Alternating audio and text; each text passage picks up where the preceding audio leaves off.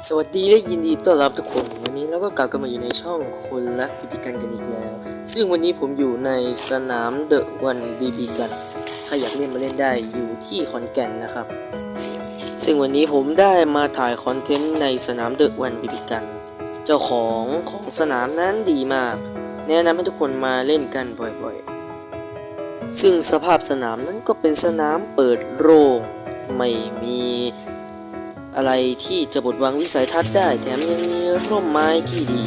มีของขายมีร้านเดอะวันบีบีกันที่ขายบีบีกันมากมายหลายหน้าไม่ว่าจะเป็น WE หรือว่าจะเป็นบีบีกันยี่ห้ออื่นต่างๆซึ่งตอนที่ผมเข้ามานั้นถึงมากดูสภาพสนามเป็นสนามที่ดีเล่นยากและผมก็จะมีปืนประจำกายที่ผมเช่ามาซึ่งอีตอนแรกก็เล่นได้ดี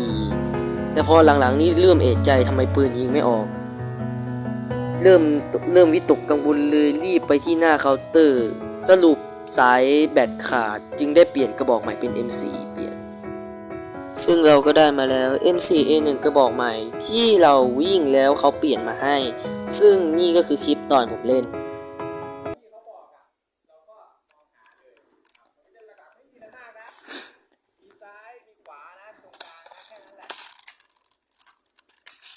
ครับสวมหน้ากากครับผมสวมหน้ากากบังเกอร์เข้าเลยครับบังเกอร์เข้าเลยเขาวิ่งแค่จุดเลยใกล้เกินแค่นั้นพอสวมหน้ากากร้อยนะฟังสัญญาณนี่มันไม่ไปที่จะเป็นหน้ากากซ้ายหรอเด็กเก้า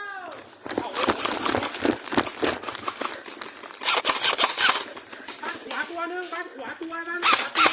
เอระวังบ้านขวาเอมีบ้านขวาได้เอบ้านขวาเลยไม่หาบ้านขวานี้เนี่ย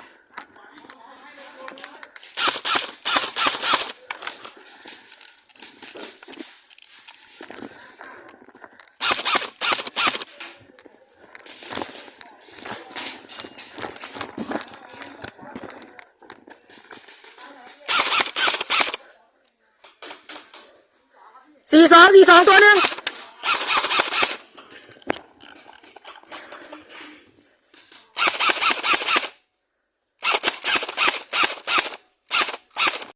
ซึ่งช็อตนี้ผมก็โดนยิงเข้าที่หัวตรงหน้าผากจังๆเลยรับรองว่าตอนกลับเข้าฐานนี่เลือดซิดออกมาเต็มเลย